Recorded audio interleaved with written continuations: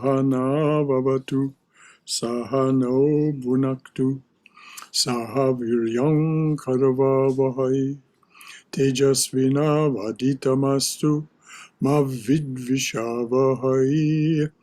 Om Shanti Shanti Shanti.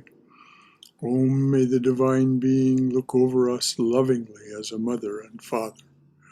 May the Divine Being support and nourish us as a mother and father. May we have the strength and skill to study together the art of spirituality. May no misunderstandings arise amongst us. Om, peace, peace, peace. Beneficence, beneficence, beneficence be unto us and to all beloved beings everywhere. Well, welcome everyone and namaste. Thank you. Thank you, Brother Shankara. We are, of course, studying the life of Holy Mother as offered to us by Swami Chaitanananda in his book, Sri Sarada Devi, Her Divine Play. And we are on page 658. Yes. 658. So would you please start, Haima, with the sentence, to those who thought? Yes. Okay, Brother Shankara, sure. Page 658. Good evening, everyone. Namaste.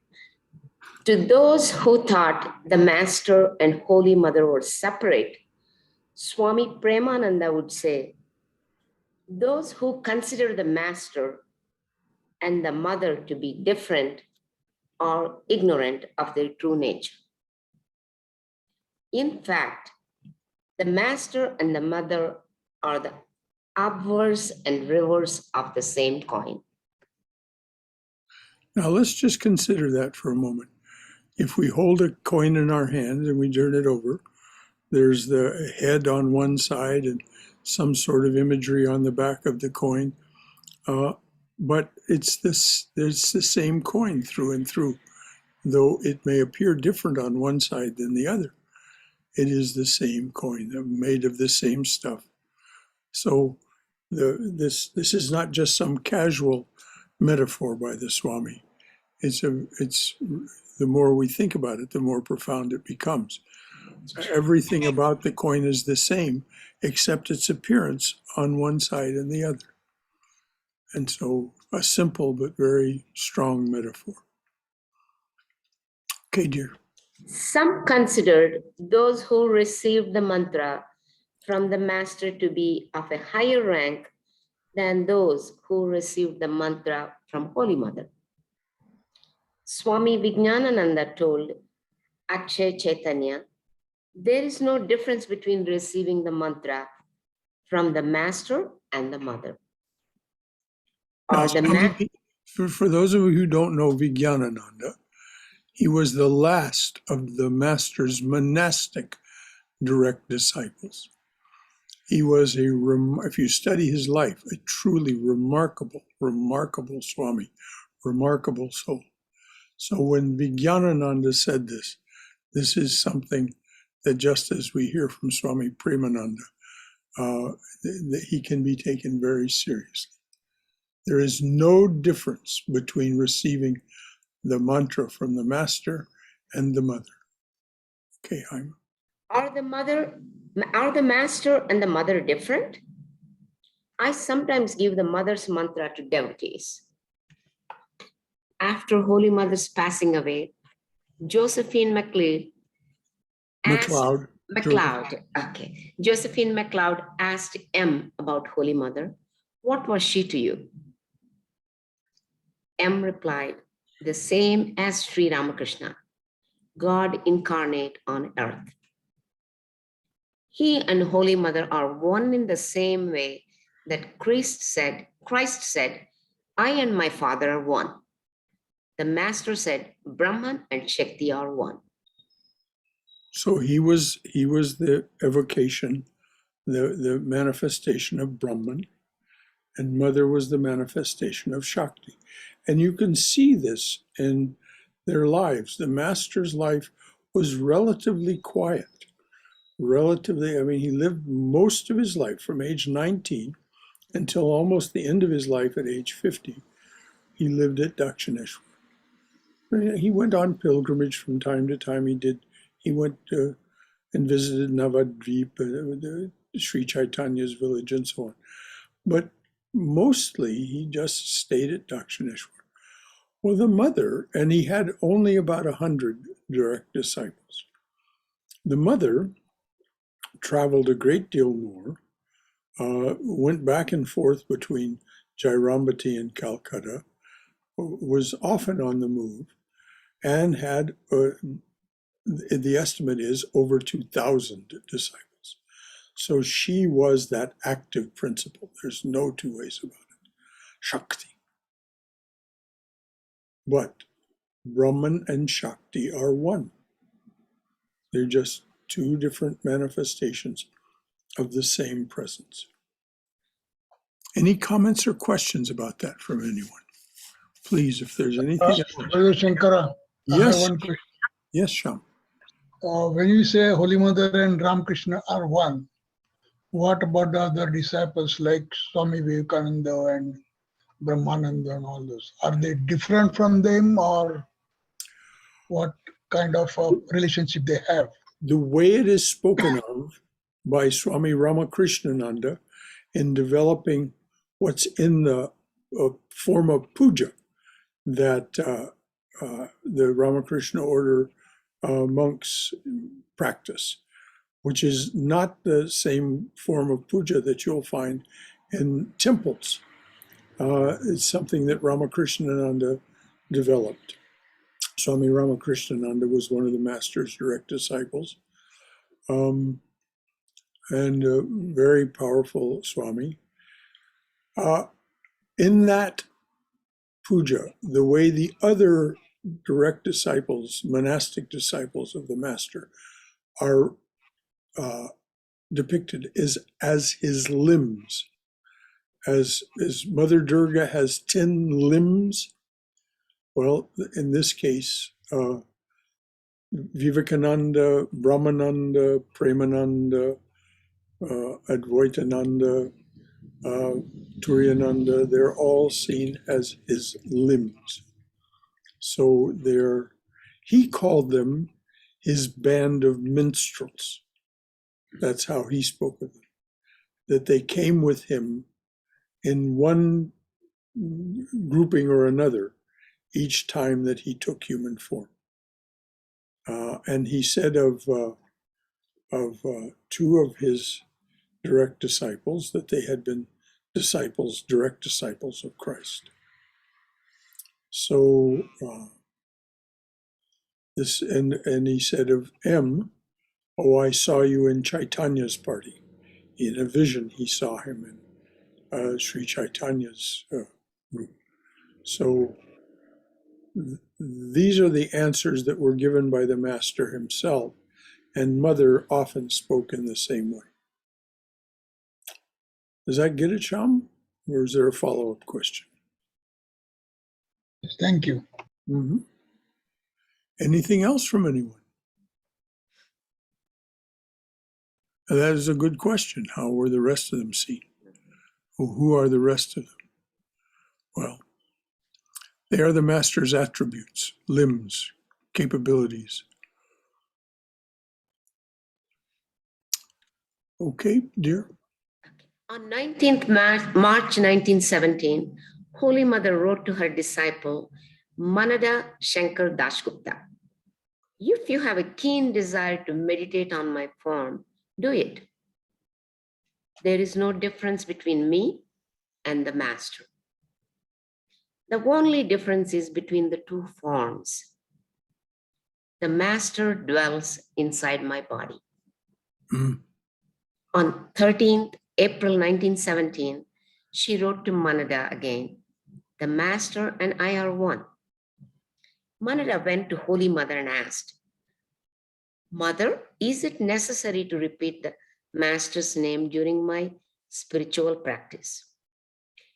Yes, you must repeat the master's mantra, she replied. Why is this necessary? You and the master are the same. Holy Mother quickly corrected him. My son, although we are one, I can't advise my disciples to give up the master. Well, that would be like trying to hold on to only one side of a coin. How can you hold on to only one side of a coin? You can't. If you're holding a coin in your hand, you can't hold on to just one side of it. I mean, that's just even Escher couldn't draw that. you would have to hold on to both sides. So that's what she's saying. And when she said the master lives in my body,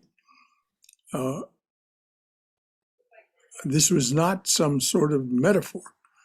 She meant it exactly as she said it.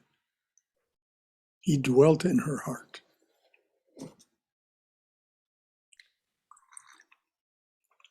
Okay.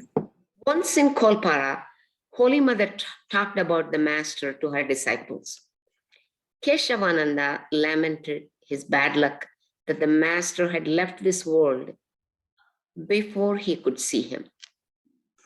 The mother consoled him by pointing to herself and saying, the master dwells in this body in a subtle form. The master himself told me, I shall live within you in a subtle form. No, Swami, no, that wasn't just meant for Keshavananda. It's meant for all of us. They are there for us in their subtle form. Even though their physical bodies are gone, they are there for us in their subtle form. And the master said that he would come back in physical form in 2086, and furthermore that Mother would come with him. So that's not that many more years hence, you know. It's less time until then than it has been since they left the body. So children who are born now will see them or be in the world whether they see them or not. Okay, dear. Swami Saradananda wholeheartedly believed that Holy Mother's will was God's will. He never tried to change the mother's will. He obeyed Holy Mother completely. He used to say, are the mother and the master different? Once someone asked Saradananda, do you respect the mother because she is the wife of your guru? The Swami replied, no, we respect her because she and the master are one and the same. However, there is one difference. We could argue with the master, but that's not possible with the mother.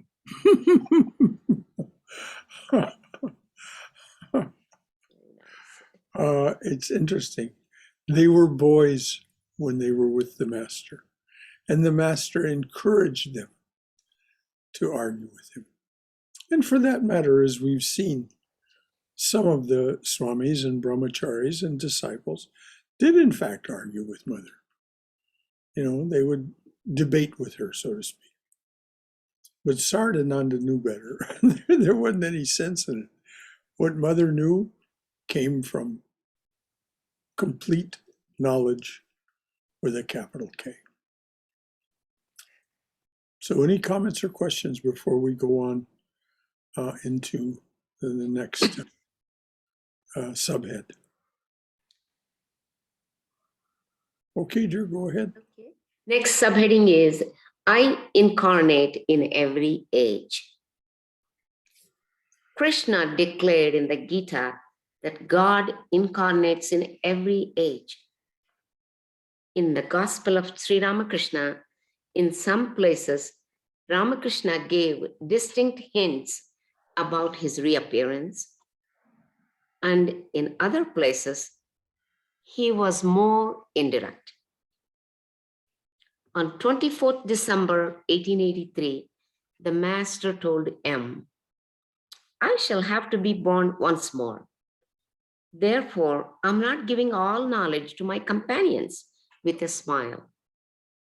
Suppose I give you all knowledge, will you then come to me again so willingly? On 9th August 1885, the master said to Mahimacharan, it will be sufficient for the youngsters who come here if they know only two things.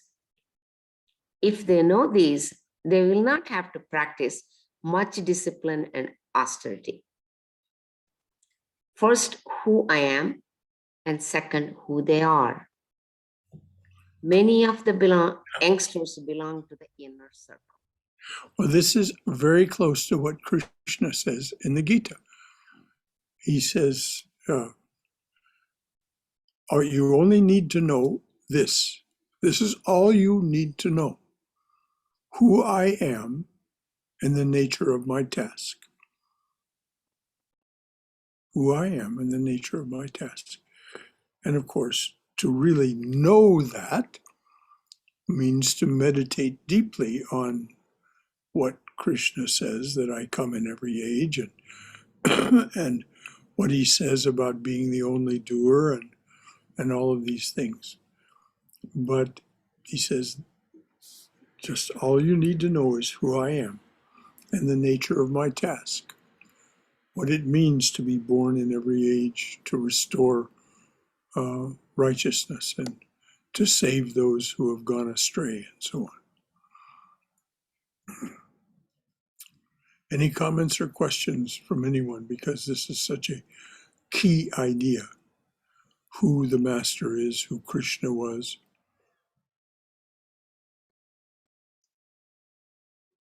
Okay, I'll read this one more time, Brother Shankara. please On do. 9th August 1885, the master said to Mahimacharan, it will be sufficient for the youngsters who come here if they know only two things. If they know these, they will not have to practice much discipline and austerity. First, who I am, and second, who they are. Many of the youngsters belong to the inner circle. And he gave them, each of the young men, and some of the who became monastic disciples, and some of the others as well, Ram and so on. He gave them this knowledge of who he is and who they are.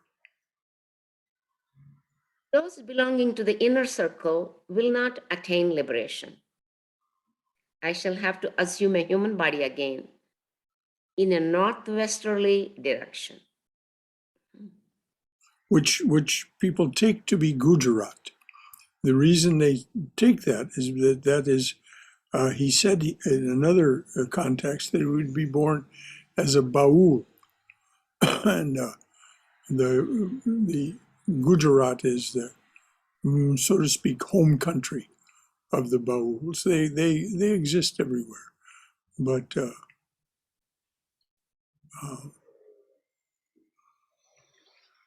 anyway, there's a a very nice story by William Page in the last edition of American Vedantist about this northwesterly direction extending all the way to Scandinavia.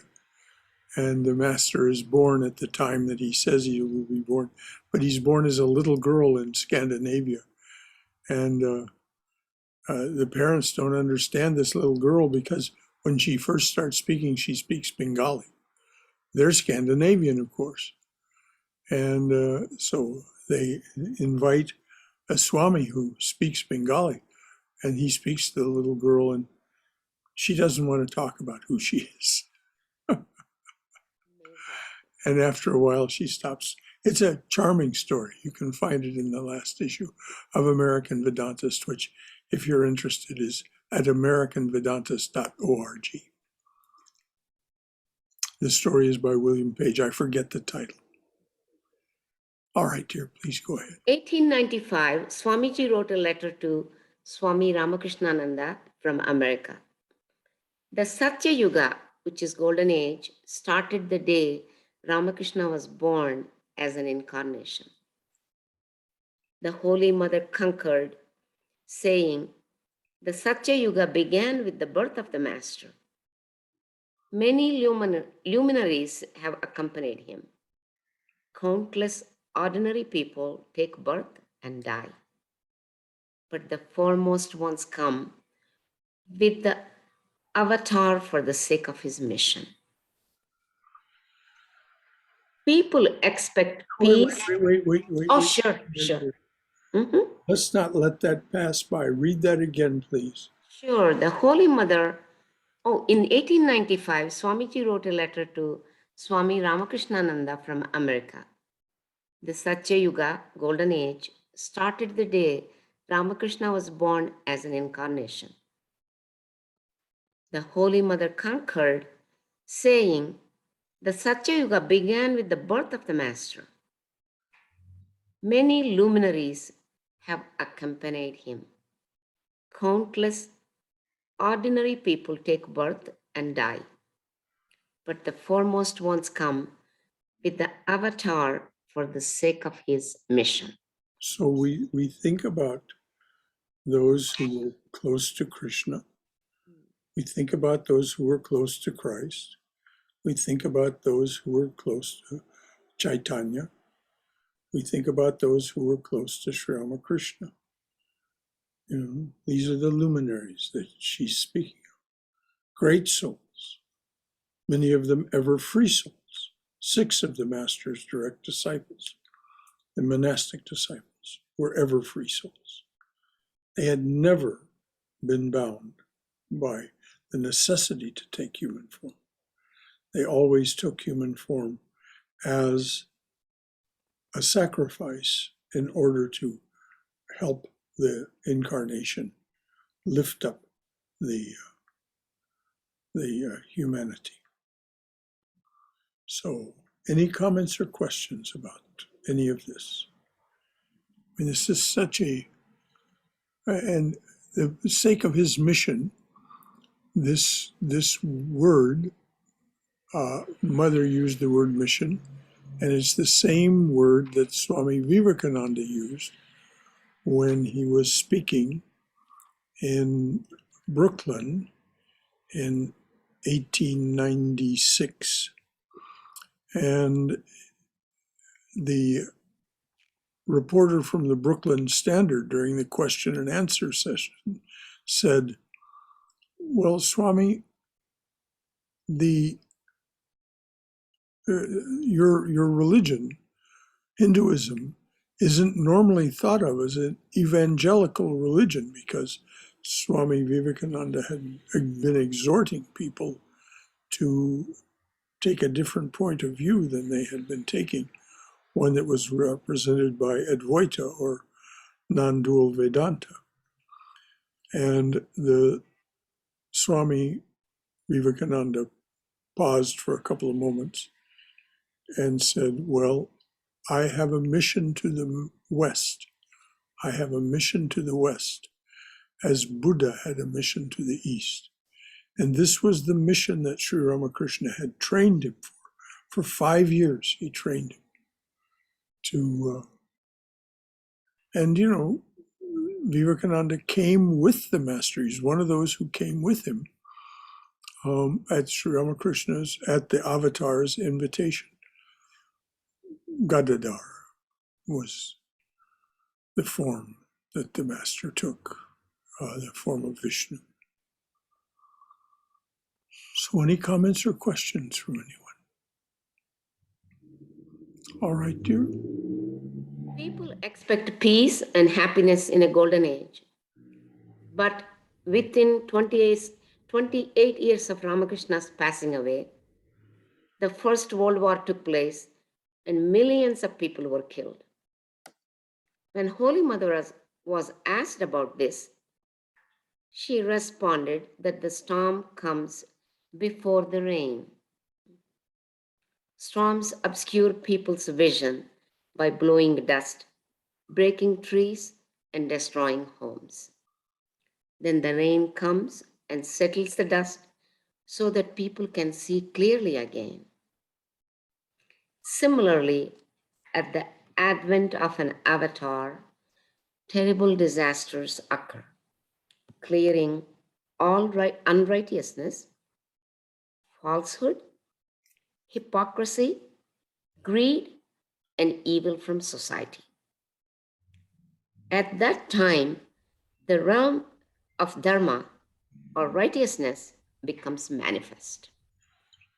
Do you want me to read this again, Brother Shankara? Yes, but first let me just say, Sure, if sure. anyone wants to know more details about the sequence that Mother just described, read the Chandi, read the Devi Mahatmyam. It describes 3 previous instances in which this has occurred. 3 great corrections. And of course, rather than talking about the avatar, the Chandi talks about the mother. And it says that she is everything and does everything. That's what the Chandi says. And of course, it's just another way of talking about the same thing. So, yes, please read this again. People expect peace and happiness in a golden age. But within 28 years of Ramakrishna's passing away, the First World War took place and millions of people were killed. When Holy Mother was asked about this, she responded that the storm comes before the rain. Storms obscure people's vision by blowing dust, breaking trees, and destroying homes. Then the rain comes and settles the dust so that people can see clearly again. Similarly, at the advent of an avatar, terrible disasters occur, clearing all unrighteousness, falsehood, hypocrisy, greed, and evil from society. At that time, the realm of dharma or righteousness becomes manifest. Holy Mother was asked about this another time. Someone said to her, well, this was right during the time of World War I when it was going on. And they said, well, the Master came and look what happened. I thought everything was going to be the golden age now. And Mother simply said, well, my child, you see, when the seed is planted, the husk must first become rotten before the new shoot can emerge. And again, this is a simple metaphor, but really worth meditating upon. The husk must become rotten for the seed. And the bigger the seed, the longer this takes. And the more, if it's an avocado seed, it's going to take some time before the husk becomes rotten and the new shoot appears, becomes fully rotten. So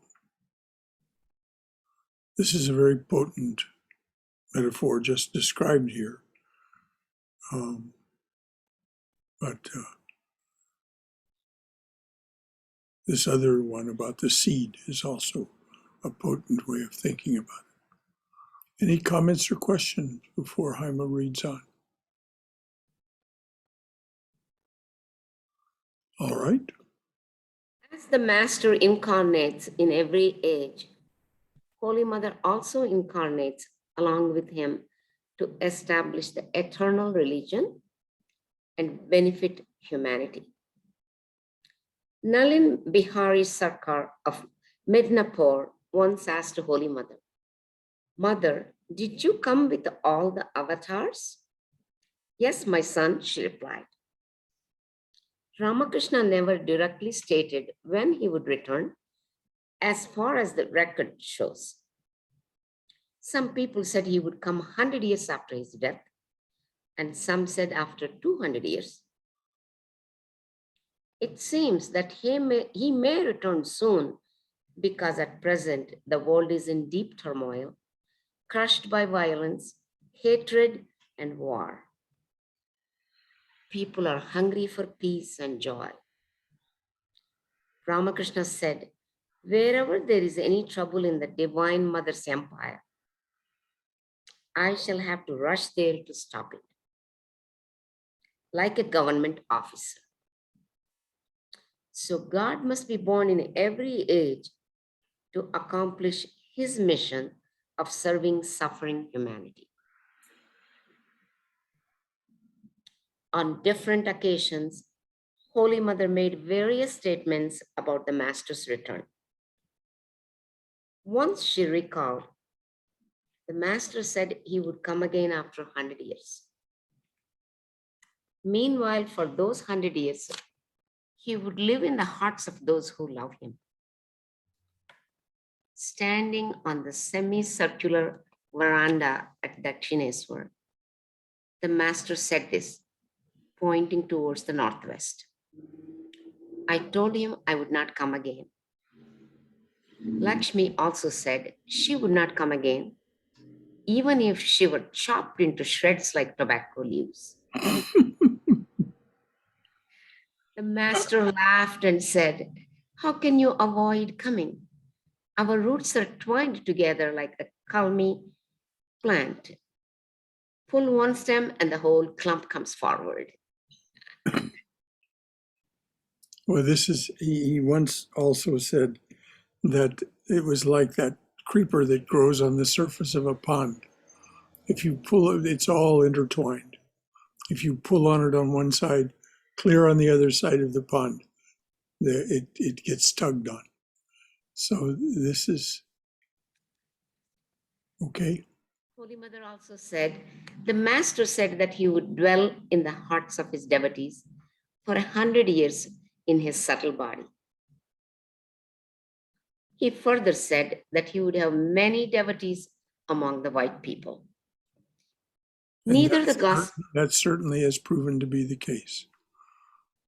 Neither the gospel of Sri Ramakrishna nor Sri Ramakrishna and his divine play includes any direct statement from Ramakrishna concerning how he will return.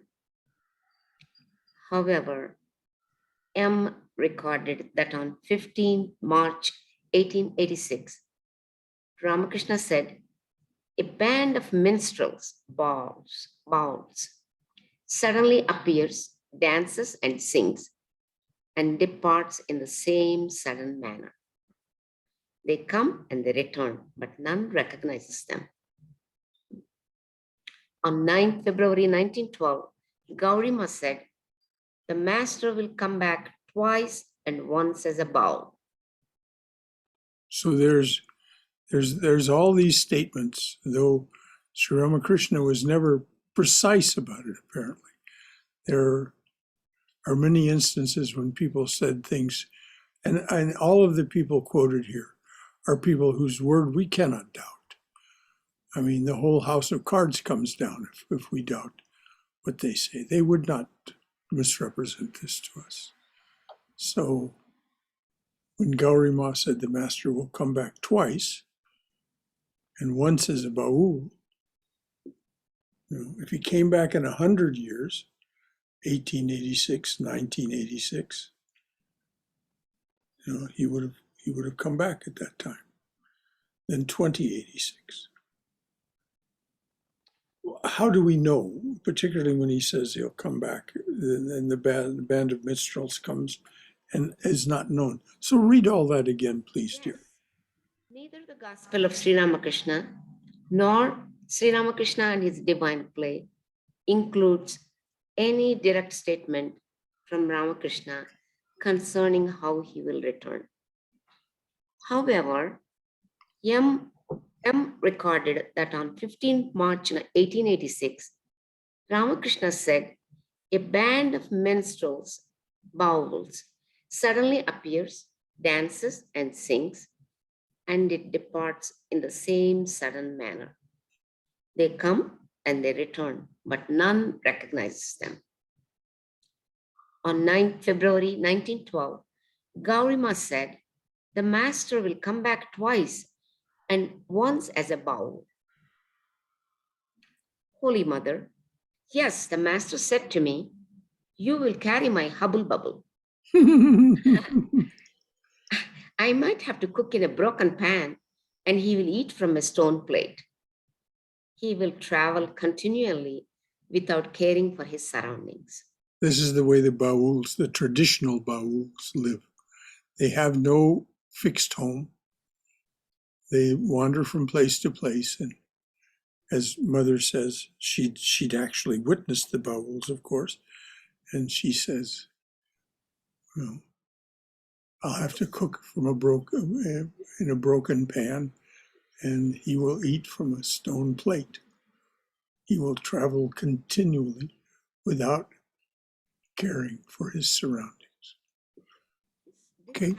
This happened similarly with the Shirdi Sai Baba, Brother Shankara. No one knew where he came from. No one knew where he has a home. This is what I read in his books and in his scripture, a lot of his readings. Well, that's what Christ said too. The Son of Man hath nowhere to lay his head. He didn't, and he strongly advised his disciples, don't worry about what you're going to eat. He said, the birds of the air are well fed. Are you not worth more than they? The lilies of the field, Solomon in all his glory was not arrayed unto as beautifully as they are. Are you not more than they? And then he said of himself about this shelter, he says, the Son of Man hath not where to lay his head. And by the way, this mother coming with all of the incarnations, who was it that came with Christ? Well, some say it was his mother, Mary. Others say it was Mary Magdalene, the beloved companion. She never claimed that. She never claimed that she was anything more than his beloved companion. She wrote a gospel, which you can find, and it's very, very worth your time to read. The Gospel of the Beloved Companion. You can find it online and order a copy. But it really doesn't matter. There were these two forms of the feminine that were very close to the Master. And the story of Mary, the mother, and Christ at the marriage at Cana. The host was running out of wine, and so Mary, the mother Mary, said to Christ, "Oh, make them some more. Make some more for him." And he said to her, "Woman, you know my time has not come." And she didn't say anything more to him. She just said to the servants of the host, "Just do what he says to do." And so he had them fill 6 jars with pure water and then turned it into wine. That's the story. So, and the wine was so good that someone remarked, "Oh, the host normally serves the best wine first, and when people get a little tipsy, then serves the cheap wine. But you've saved the best wine for the last." So, anyway, there's always these little lighthearted stories of the avatars. Anything else from anyone? All right, dears. Holy Mother continued, after the Master's passing away, we went to Vrindavan by train. Latu, Jogin, and Kali got down from the train. Golap was passing the luggage to them from the train. Golap handed Latu's hubble bubble to me while I was getting down. Lakshmi reminded me, Aunt, here you have fulfilled the master's words that you would carry the hubble bubble. Immediately I said, Master, here I fulfill your words. Saying so, I dropped the hubble bubble on the ground. Oh, me. Ah. She'd fulfilled his words, no longer any need to carry it. Plunk. Okay. On 12th May 1913, Swami Arupananda told the Holy Mother that a devotee from Ranchi had had a vision of the Master. He had seen the Master wearing an ochre cloth and wooden sandals and holding tongs. Arupananda asked, Mother, why did the Master have wooden sandals and tongs? Holy Mother, those are the signs of a monk. He said that he would come back as a baul. The bauls wear a long robe, grow a beard, and tie their long hair on their heads in a bun. Grow a beard. Grow a beard. I think you said bead. Oh, no, beard. The bauls wear a long robe, grow a beard, and tie their long hair on their heads in a bun. And when some bauls came to the Hollywood Temple one time to perform, this is exactly how they looked. They had long robes, beards, and their hair was tied in a bun on top of their heads. Brahmachari Akshay Chaitanya wrote in his book, Sri Sarada Devi, the Holy Mother, said to Nikunja Devi, M's wife, one day the Master said, I know who you and Lakshmi are, but I shall not tell you. To repay my debt to you, I shall be born as a baul and make you my companion. Once an attendant of the Holy Mother said to her, I heard that you and the Master will come back as bauls. Holy Mother replied, well, you will not escape either.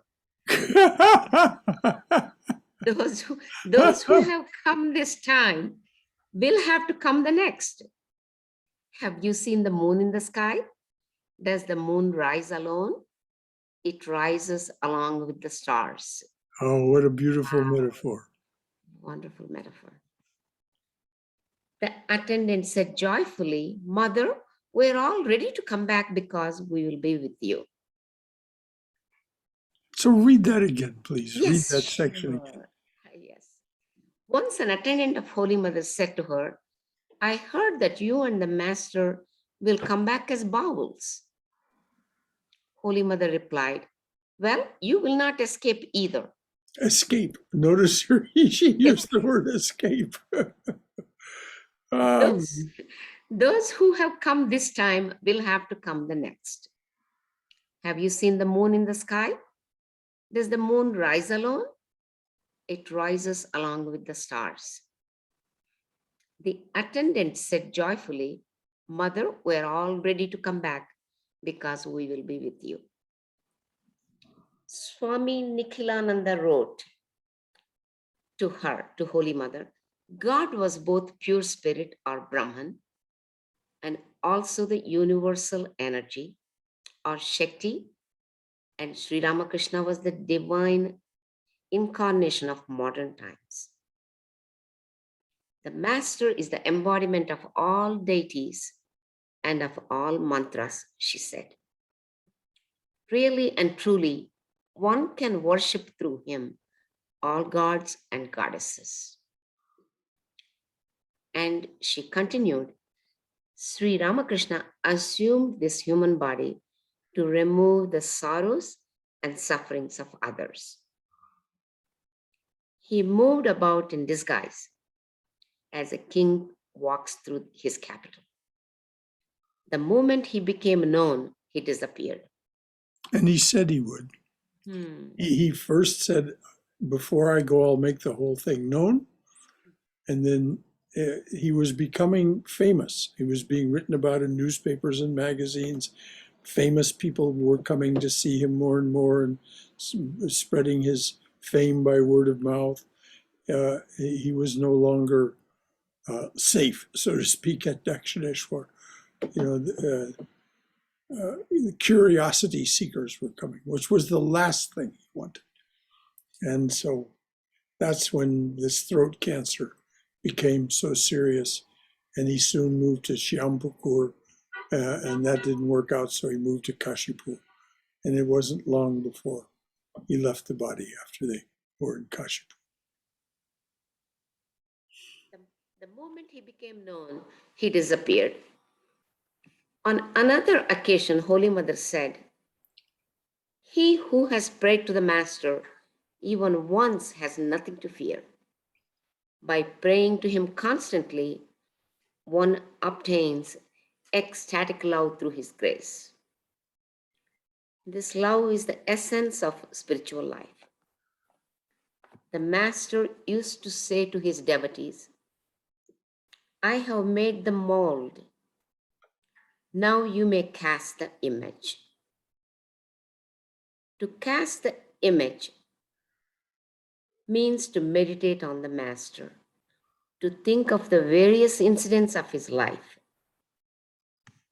contemplate the great sufferings the Master had to undergo because of taking upon himself the results of the bad karma done by others.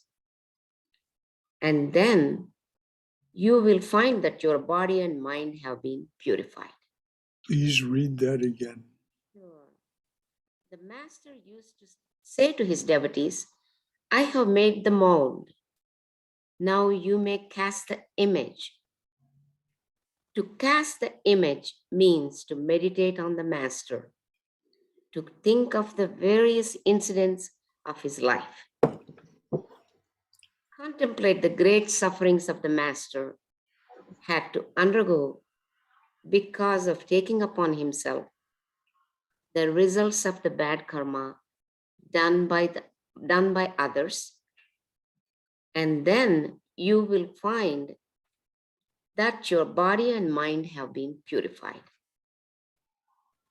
Your grief and misery will disappear if you only remember how the Master, though divinity itself, suffered for the sake of others, and yet did not miss even for one moment the ecstatic joy he experienced from the contemplation of the Divine Mother. Okay, it's getting close to the end of the hour. We've got some few minutes left. Okay. I just want to leave some room Sure. for comments and discussion if there is anything at all from anyone about what's being said and what's been said since we started reading this evening about the Master as a divine incarnation. First, that the Master and the Mother are one. So this is the incarnation. And even when she said she didn't want to come back with him the next time, he said, "You don't have a choice." So this is, again, if you have a coin in your hand, you can't you can't pass on just part of that coin. If you're going to give the coin to someone, if you're going to pass it on, you're going to pass on the whole coin. It's all joined together. So anything at all from anyone about the nature of the Master, the nature of Master and Mother, and this business about incarnation, what it is and why it is so precious to us. Brother Shankara, Yes, Swami. I think the two things that kind of resonated with me. One is that when he says that I have cast the mold and you make the image, and so the rest of the avatars, again, it's all pure imagination because they were so long ago. Whereas Sri Ramakrishna, there's actual photograph. And so when divinity himself or herself says that I have cast the mold, we can hang on to that. Yes. and not just purely imagine. And secondly, when Holy Mother says that every god and deity and mantra is in uh, the master, that's again whenever we say anything, we can think of the master. Yes, exactly. And this is what it means to fill that mold. We fill it with whatever we want to fill it with. He made the mold, and each of us, being unique, fill it with our own vision of the master, our own version of him. And if you want to hear a beautiful song about this from a master, singer songwriter, a winner of the Nobel Prize for Literature, listen to Bob Dylan's song, Making My Own, or just, I think the title is My Own Version of You. And it starts off very lightheartedly. Through the summers and into February, I've been visiting mosques and monasteries, looking for the necessary body parts, limbs and livers, brains and hearts, to make my own version of you. And it's exactly what was being talked about here. We all of the stories, all of the legends, all of the gods and goddesses, whatever appeals to our hearts of the divine, we can fill the mold with that. And as Sri Krishna says so explicitly in chapter 7 of the Gita, whatever you fill it with, whatever it is that fills your heart with the desire for the divinity, I'll get behind it and make it happen. And that's exactly what the mother is saying here, and the master is saying here. Thank you, Swami. Yes, exactly. And we are free to be with the divine being, however it suits us. In the beginning, we need to do spiritual practices that are recommended to us, either by a guru or by the workbooks that we study. But then once you've progressed a ways down that road, you can begin to simply make your own version of the divine. And I strongly recommend to anybody who loves that kind of music to listen to Bob Dylan's Make My Own Version of You. It's really a wonderful song and so loving. Anything else from anyone?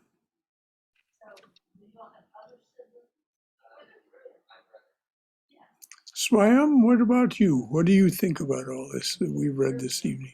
I don't mean Swayam, I mean Haima. Haima, what do you think of everything that we read and said so far this evening?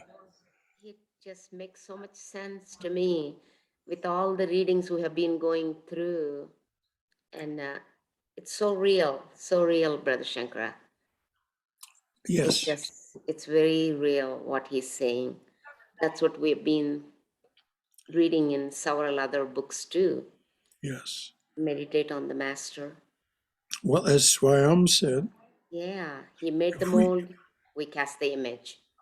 well, and we can cast the image with real facts Exactly. about the things that we know. Now, our imagination of the lives of the other avatars, say Chaitanya, there's things left to us that are authentic from Chaitanya, no doubt about it. Chaitanya's prayer is very, very powerful evocation of the devotional mood, the devotional path, though it transfigures at the end towards something much more non-dual. But as bhakti must. But so we know something, and then as Swami Prabhupada would say over and over, don't worry about all these details of Christ's life. Just focus on his great teachings, and particularly on the Sermon on the Mount. And so Swami Prabhupada wrote a book so that we would be able to understand those teachings of Christ the better. And these Ramakrishna order Swamis, they love Christ. They know he is, not that he was. They know that he is. They have experiences of him. I'll tell you a little story when I finish this.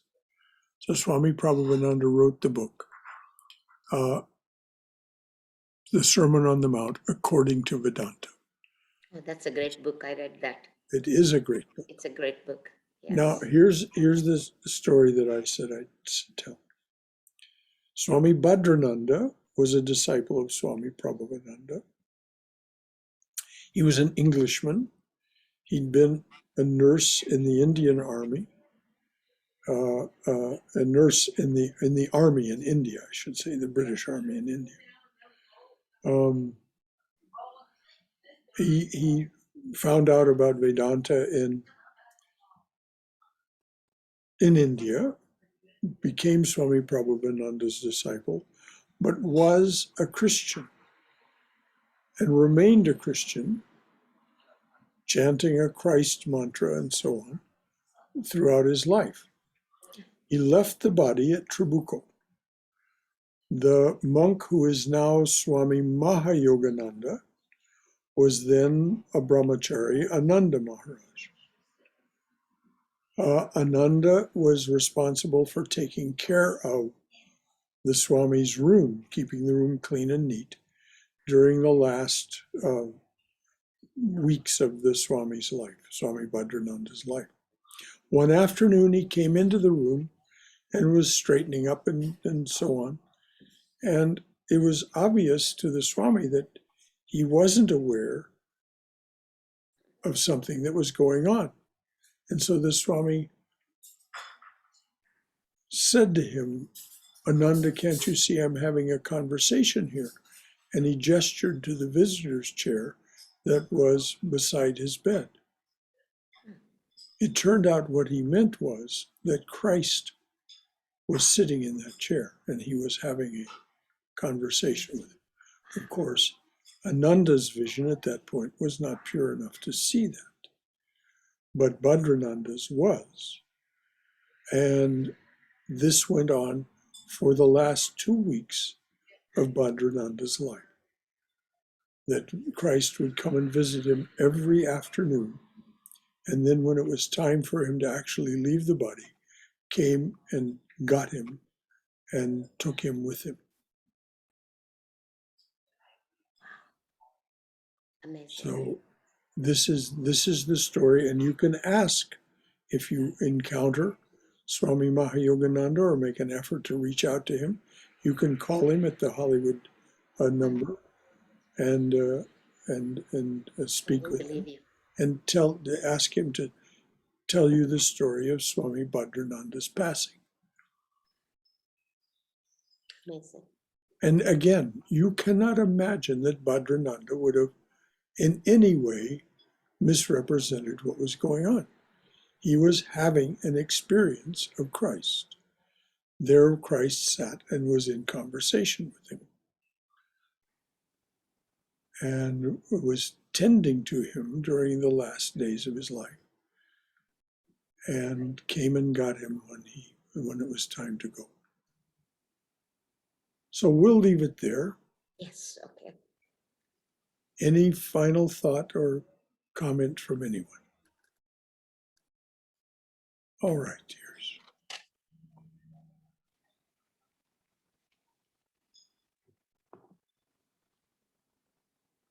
Om Asato Ma Satkamaya. Notice what a powerful prayer this is if we just hear it as it really is. It is a prayer to the Divine Presence to share with us. Om Asato Ma Satkamaya. Tamaso Ma Jyotirgamaya. Mrityorma amritangamaya. Abir, moiti. O dearly beloved Lord, lead us from the unreal to the real.